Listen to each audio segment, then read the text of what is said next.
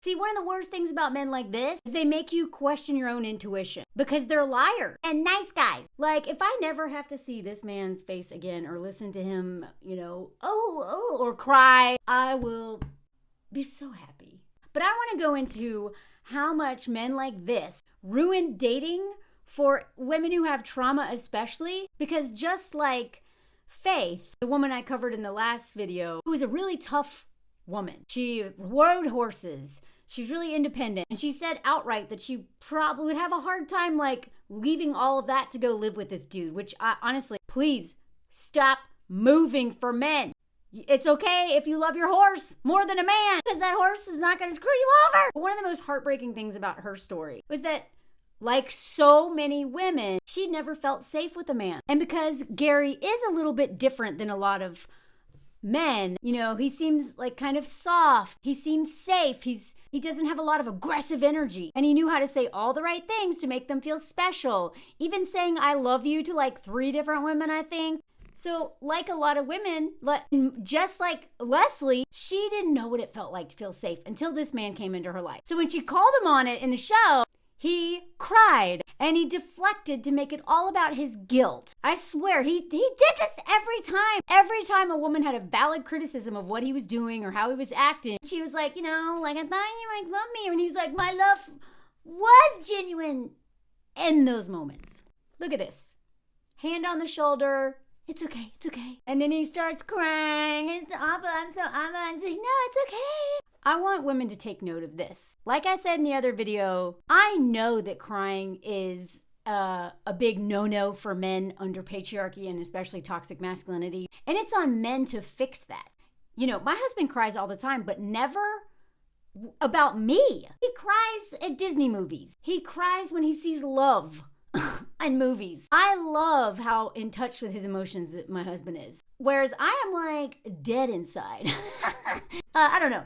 I've always said I'm like the dude in our relationship. I even wrote about it for Glamour magazine. Years ago when we were just dating, not even married yet, I was like, wow, what is this? This man knows how to be vulnerable more than I do. This man knows how to talk about his emotions. He's emotionally intelligent. Like, he's not afraid to cry. But you know what he doesn't have? A ton of trauma, especially from other men, that made him shut down and put a wall. In fact, I've told him he should like help men learn how to cry, because so many men, just like me, are cut off from their emotions.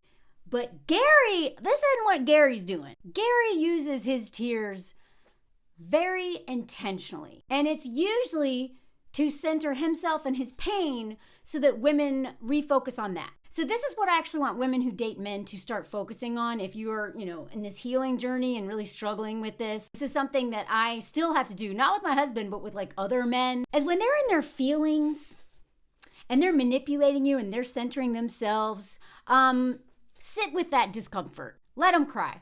Let them cry. Be unmoved.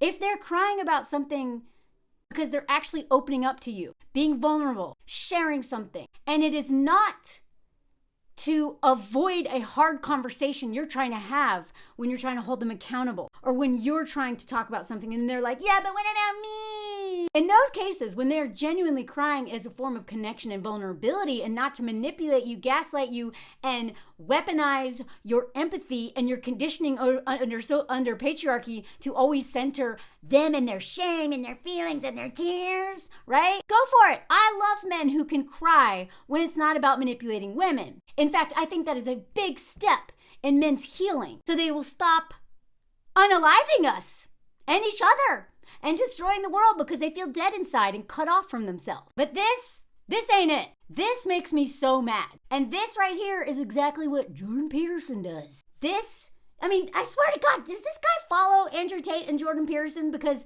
when the Hollywood Reporter did the expose on him, turns out he wants to go 50-50. Turns out, he polices women's bodies and broke up with his girlfriend, kicked her out of his house because she gained 10 pounds. And just like Jordan Peterson and that Scott Galloway bald dude who's like, but what about men? Men are suffering. Wow. Fork off! This is when we don't care about your tears. Ask any woman who has dated or married a man like this. These men are brilliant actors. They can switch it on and switch it off like that. And honestly, if they couldn't, we would never fall in love with them. We don't fall in love with robots, right? We fall in love with men who show emotion and vulnerability. But men like this weaponize that to hook us, to gaslight us, to deflect, and to avoid accountability. And that is what I hope you learn from this season of The Bachelor. Because what he did after Faith, he did the same thing to Leslie. She admittedly had walls up and was opening up her heart. She admitted that she's actually usually doesn't go full in because she's kind of waiting for the other shoe to drop. How many people can relate to that? And I love in the finale that she called him out for totally leading her on. We don't even know what he said behind closed doors in that, fantasy suite or whatever. But long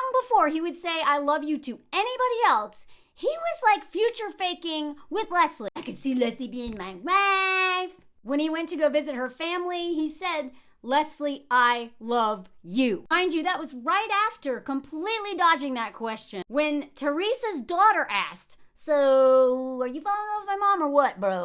Well, that's such a hard question. I mean, gee willikers, I don't even know what that feels like. I forget. Last time was 1968. This is weaponized ignorance here. I don't know. What is love? But what is love but a feeling? Come on. It's we have this strong connection, but I don't know right now. And even when Teresa said that night, I love you. Making this big deal. I just want to know, stop doing this, y'all. Please stop doing this. It's a dating show. I also know I was on a reality TV show, by the way, and I worked on them. So anyone who's yeah, what are you talking about? Blah. I know that they could have edited out so much so that we don't even know what's happening. And they also, produce things. But she's like, I love you. That makes me feel so special inside. And then they kiss. Anytime you ask a man a very specific question or put yourself out there and he's like, and kisses you, that's manipulation, y'all. He's trying to avoid the truth, which is I don't really love you yet. Oh, because I don't know that you have a lot of money because I am a gold digger, Gary. And even after they spent that night together where allegedly she knocked his boots off or whatever, she was like, oh my God, in case I haven't said it, I'm crazy about you. Stop saying this, y'all. I love you. He's like, yeah. You don't need to do all this.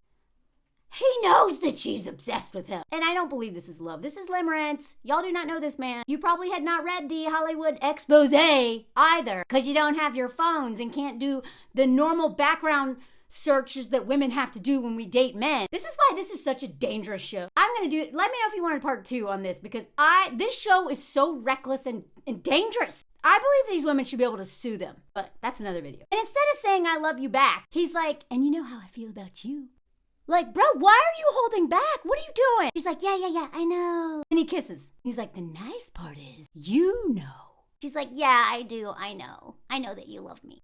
Even though for some reason you won't say it on camera. But then he talks about how he said it I swear, it's the women that he doesn't love, he's like, I love you. And then the woman that he allegedly ends up with and is always loved, he withholds. Which proves my point all the more that this man is literally marrying her for her money. Because we know that this dude installs hot tubs and is a janitor and was not a retired restaurateur like he lied about. And he was, living in his dead wife's house and she apparently was a very successful woman. So I don't trust anything this man did. I think he literally was cash cow, stability, nice.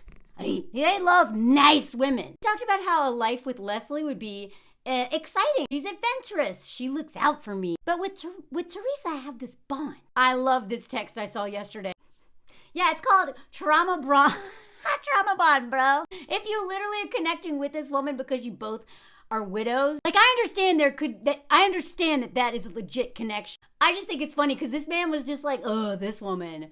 Until he found out her job. I also don't like the way this guy pranks. I know that the producers probably set up this whole thing, but he's like, hey, want to see the best thing ever? You have to go a little extra. I'm going to take you rappelling off of a waterfall. She's like, oh my God. He's like, yeah. I don't know what this man said to her in private. He's already said a lot in front of all of us. She even straight up asked him, is there something you need to tell me? Because you're acting weird. She sensed it. She saw it on his face. She knew something was up, that he wasn't there. He's like, nope. all good. And after he went and cried on the stairs to manipulate us, he's like, crap, I guess I should tell her. She knew. She could tell. And then when he was like, please don't cry, he was like, let me have my feelings. He doesn't like looking bad, y'all. It's not about comforting her. She called him out on the finale and was like, you didn't have to say all that stuff. He called him on his future fate. He's like, I'm sorry. And she didn't accept it. Goals.